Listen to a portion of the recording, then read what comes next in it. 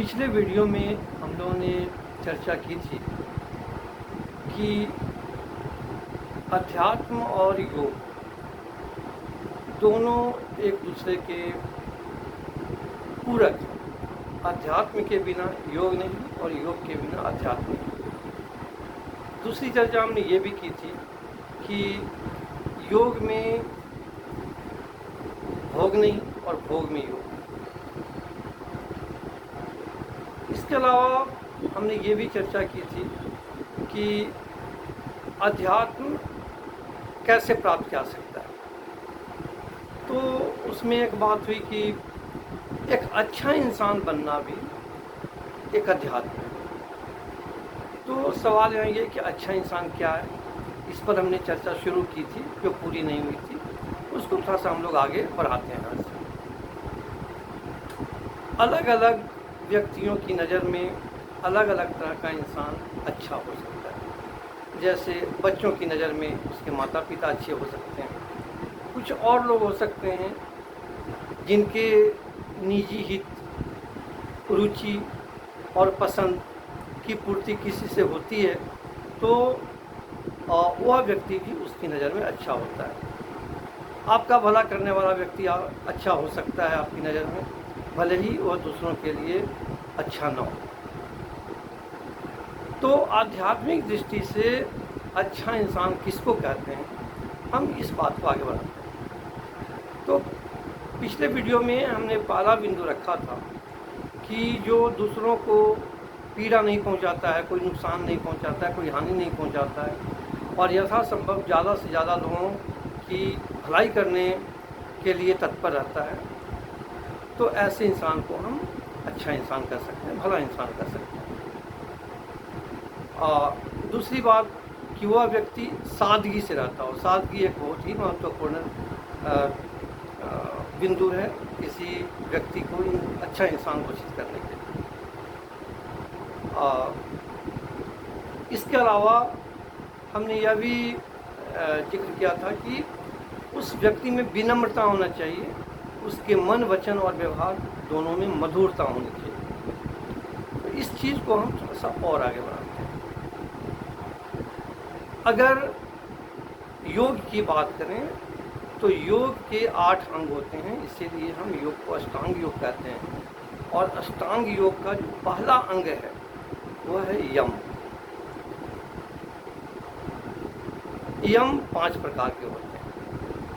पहला असंचय, अपरिग्रह, सत्य, अहिंसा और ब्रह्मचर्य या इंद्रिय निग्रह। ये पांचों शब्द में अच्छा इंसान के सारे गुण समाहित हैं। लेकिन इसको अगर हम समझने की बात करें, साधारण भाषा में समझने की बात करें, तो हम ये कह सकते हैं कि वह व्यक्ति जो किसी भी चीज़ पर अपना स्वामित्व घोषित नहीं करता है या स्वामित्व नहीं मानता है, वह किसी भी चीज़ का स्वामी नहीं है, मालिक नहीं है। यह परिग्रह हो गया। असंचय, जो अपने पास कोई भी भौतिक धन का संचय नहीं रखता हो, भौतिक धन का संग्रह नहीं करता हो, सत्य के मार्ग पर चलता हो, अकारण हिंसा नहीं करता हो, यानी अहिंसावादी हो। अकारण का जैसे व्यक्तिगत स्वार्थ या व्यक्तिगत कारण से जब हम हिंसा करते हैं तो उसको हम अच्छा इंसान नहीं कहते। लेकिन मानवता के हित में, मानव मूल्य और आदर्शों की रक्षा के लिए या पूरे समाज की रक्षा के लिए, पूरे विश्व की रक्षा के लिए, प्रकृति, पर्यावरण और सृष्टि की रक्षा के लिए अगर कोई व्यक्ति युद्ध भी करता है तो उसको हिंसा नहीं माना जाएगा, वह अहिंसा का है। तो हिंसा मुख्य रूप से जब निजी स्वार्थों, हितों और रुचियों के लिए होती है तो वह हिंसा अच्छे इंसान में नहीं होनी चाहिए। अब इसको हम थोड़ा और सरल करते हैं, और विस्तार से बात करते हैं। पहली बात कि एक अच्छे इंसान में ईगो नहीं होता। ईगो आम भाषा में कहा जाता है, उसको हम अहम भी कर सकते हैं, और हिंदी में भी हम कहते हैं, लेकिन संस्कृत में अहम का मतलब होता है मैं। जिसमें मैं का भाव हो, तुम का भाव हो, वह का भाव हो, ऐसा व्यक्ति अच्छा इंसान नहीं। जो वयम में विश्वास करता हो, यानी हम में विश्वास करता हो, यानी पूरी सामूहिकता की बात करता हो, पूरे मानव समुदाय की बात करता हो, पूरी मानवता की बात करता हो, और उसमें विचरण करता हो, उसमें खुद को पाता हो, तो ऐसे व्यक्ति को अच्छा इंसान कह सकते हैं। आप लोगों ने कई बार सुना होगा, परोपकार पुण्याय पापाय परपे, यानी हमेशा दूसरों की भलाई करने के लिए वह व्यक्ति तत्पर रहे, किसी को पीड़ा न पहुंचाए, किसी को कोई हानि न पहुंचाए, सभी के साथ सहयोग की भावना रखे, तो ऐसा इंसान अच्छा इंसान करता है। कुछ और बिंदु भी मैंने संकलित कर रखे हैं, ऐसे बिंदुओं के बारे में भी हम अभी बात करेंगे। जैसे कि उस व्यक्ति में स्वार्थ न हो, लोभ न हो, लालच न हो, वह हमेशा सर्वार्थ के बारे में सोचे, परमार्थ के बारे में सोचे, और वह निडर हो, उसमें डर की भावना न हो, अन्याय अत्याचार हो रहा हो तो उसका डटकर विरोध कर सके, और विरोध करने में किसी भी हद तक जा सके। मानवता की रक्षा के लिए, मानव मूल्यों की रक्षा के लिए, मानव आदर्शों की रक्षा के लिए, पूरी मानव जाति के कल्याण के लिए अगर वह निरंतर प्रयासरत रहता है तो उसे हम अच्छा इंसान कहेंगे। उसके लिए सभी मनुष्य समान, सभी को समान अपनापन देता हो, सभी के प्रति समान सम्मान रखता हो, समान प्रेम रखता हो, तो वह इंसान अच्छा है। उसमें नीच और पर की भावना न हो, वह सभी को अपना माने। इसीलिए संस्कृत में एक श्लोक भी है जो आप सभी जानते होंगे, अयम नियः परो वेति गणना लघुचेतसाम उदार चरिता नाम तो वसुधैव कुटुम्बकम्। यानी जो विशाल हृदय के लोग होते हैं, उदार हृदय के लोग होते हैं, यानी जो अच्छे इंसान होते हैं, वो सभी को अपना मानते हैं, पूरे धरती को पूरे वसुधा को, पूरी धरती को, पूरे विश्व के लोगों को अपने परिवार के सदस्य मानते हैं। सिर्फ छोटे दिल वाले लोग, छोटे हृदय वाले लोग ही अपने और पराये के बीच में भेद होते हैं। आपकी अपनी संतान हो, पड़ोसी की संतान हो, आपके मोहल्ले का कोई बच्चा हो, आपके देश का कोई बच्चा हो, किसी और देश का कोई बच्चा हो, सभी को अगर आप अपनी संतान मानते हैं तो आप उदार चरित्र वाले कहलाएंगे, उदार चित्त वाले कहलाएंगे, यानी अच्छे इंसान कहलाएंगे। और इसी तरह से कोई भी रिश्ता हो, अगर आपके माता पिता की आयु के लोग हों तो उनको अपने माता पिता जैसा ही उनके साथ व्यवहार करें, दादा दादी की उम्र के लोग हों तो उनके साथ दादा दादी की तरह ही व्यवहार करें, वैसे ही भाई बहन की उम्र के जो लोग हों उनको भाई बहन की तरह उनके साथ व्यवहार करें, तो ऐसा इंसान अच्छा इंसान माना जाता है। उसमें श्रेष्ठता का भाव न हो, वो यह न समझे कि मैं अमुक व्यक्ति से अधिक ज्ञानी हूँ, अधिक धनी हूँ, अधिक बुद्धिमान हूँ, अधिक बलवान हूँ, या अन्य किसी भी तरह की बात जिसके कारण, जिस आधार पर लोग खुद को दूसरों से श्रेष्ठ या दूसरों से हीन मानते हैं। तो ऐसा नहीं होना चाहिए, श्रेष्ठता का भाव नहीं रखना चाहिए, किसी और से अपने को हीन भी नहीं समझना चाहिए। ऐसा करने वाला व्यक्ति जो अपने को किसी से हीन भी नहीं समझता है और किसी से खुद को श्रेष्ठ भी नहीं समझता है किसी भी मायने में, उस व्यक्ति को अच्छा इंसान कहेंगे। उसमें सबलता का भाव न हो, यानी हम किसी भी मामले में, चाहे शारीरिक ताकत अधिक हो, मानसिक ताकत अधिक हो, बुद्धि की ताकत अधिक हो,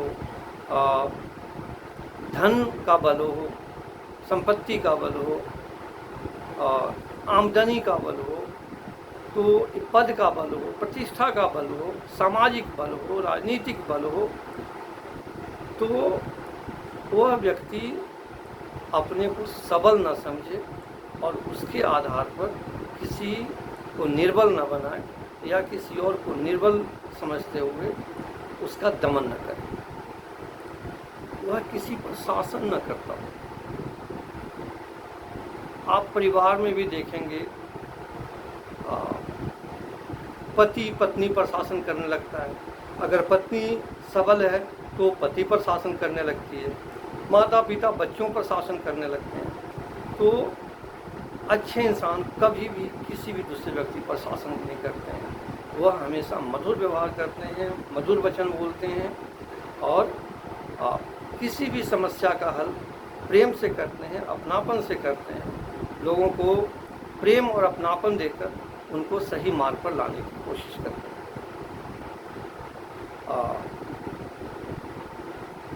नौकर रखना भी सबलता की निशानी है। जो व्यक्ति अपने घर में नौकर रखता है या अपने काम में नौकर रखता है, उसको आध्यात्मिक दृष्टि से अच्छा इंसान नहीं माना जा सकता, क्योंकि जिसको आपने नौकर बना रखा है, यह ईश्वर का बहुत बड़ा अपमान है, मानवता का बहुत बड़ा अपमान। वह किसी से स्पर्धा नहीं करता, न उसे आगे बढ़ने की तमन्ना हो, न पीछे रहने की तमन्ना हो, न बराबर रहने की तमन्ना हो। जब आगे बढ़ने की इच्छा जागृत होती है, स्पर्धा पैदा होती है और इससे कई तरह के विकार पैदा होते हैं मन में, अपने मन में, दूसरों के मन में, और समाज के अंदर वो विकार विस्तारित होता चला जाता है। स्पर्धा से प्रतिद्वंदिता बढ़ती है और प्रतिद्वंदिता बढ़ने से फिर शत्रुता बढ़ती है और समाज शत्रुता से ग्रसित होने लगता है। तो एक अच्छा इंसान कभी भी नहीं चाहेगा कि समाज में स्पर्धा हो, प्रतिद्वंदिता हो और शत्रुता का साम्राज्य फैले। वह किसी के साथ कोई भेदभाव नहीं करता, यह मेरा है, अपना है, गैर है, पराया है, हीन है, श्रेष्ठ है, तुच्छ है, धनी है, निर्धन है, उच्च पद पर है, बिना पद का है या निम्न पद पर है, अधिक प्रतिष्ठा प्राप्त है या कम प्रतिष्ठा प्राप्त है, तो इस तरह का भेदभाव वह व्यक्ति नहीं रखता है। जो अच्छा इंसान होता है वह भौतिकता और भोग विलास दोनों से दूर रहता है।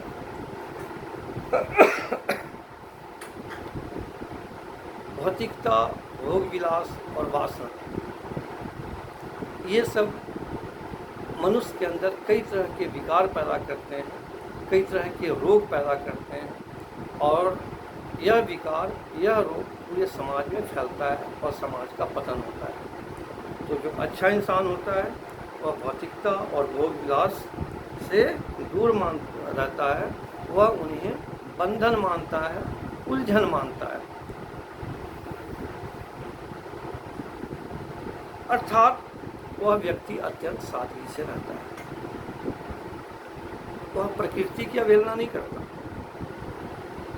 वह प्रकृति का शोषण नहीं करता, वह प्रकृति का सम्मान करता है, प्रकृति की हानि नहीं करता, वह अधिक से अधिक प्रकृति का समर्थन और संरक्षण करता है।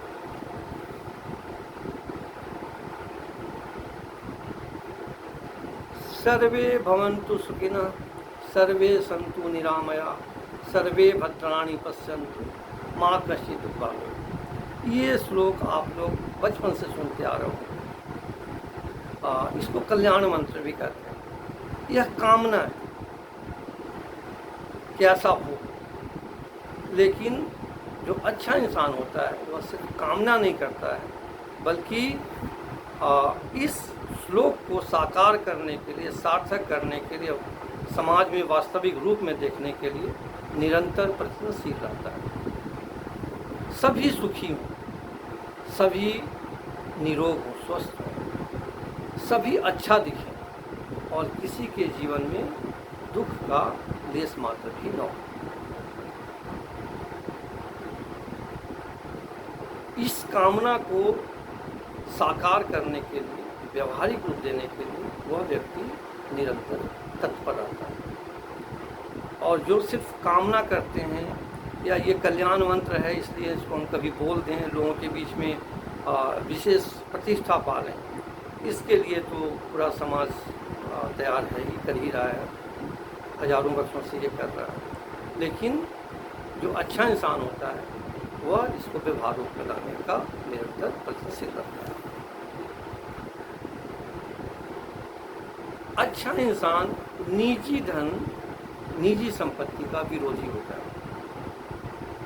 एक श्लोक आपने सुना होगा, अधमा धनम इच्छन्ति धन मानव च मध्यमा उत्तमा मान इच्छन्ति मानव ही महताम। यानी जो निम्न श्रेणी के लोग होते हैं वो धन की इच्छा करते हैं, जो मध्यम श्रेणी के लोग होते हैं वो धन के साथ साथ थोड़ा मान भी चाहते हैं, मान की भी इच्छा करते हैं। और जो उत्तम श्रेणी के लोग होते हैं, यानी जो अच्छे इंसान होते हैं, वह सिर्फ मान की इच्छा करते हैं। मान, सम्मान, इज्जत, प्रतिष्ठा, ये सिर्फ व्यक्तित्व की अच्छाई से मिलती है। तो जो अच्छा इंसान है वो सिर्फ अपने अंदर अच्छे गुणों को भरना चाहता है, अपने अंदर अच्छे गुणों को समाहित करना चाहता है, और उसको यही लगता है कि धन अनेक बुराइयों का एक पिंड है, इसलिए वो धन से दूर रहता है, निजी धन से दूर रहता है। जो सामाजिक संपत्ति होती है, सामुदायिक संपत्ति होती है, राष्ट्रीय संपत्ति होती है, वैश्विक संपत्ति होती है, वह संपत्ति तो होनी चाहिए। और जो वैश्विक संपत्ति, सामाजिक संपत्ति, सामुदायिक संपत्ति होगी, उसका नुकसान करने की कभी किसी को कोई जरूरत नहीं पड़ेगी। उसका सिर्फ उतना ही प्रयोग होगा जितना कि इंसान के जीवन को स्वस्थ और आनंददायक रखने के लिए जरूरी है।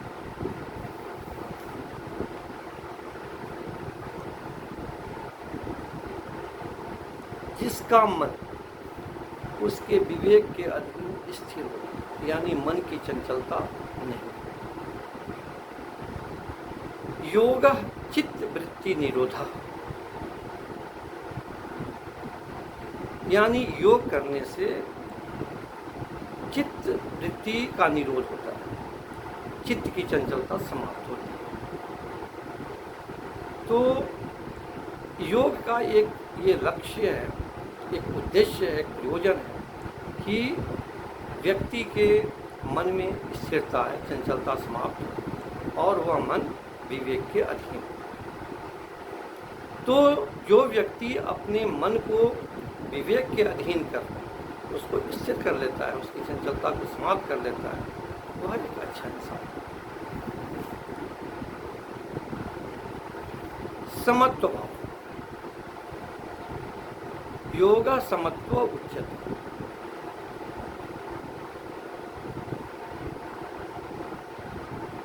योग से समत्व का भाव पैदा होता है। योग इंसान को अच्छा बनाने का अच्छा बनाने की पद्धति, एक विधि। तो जिसमें समत्व का भाव आ गया वह एक अच्छा इंसान। समत्व का भाव क्या है?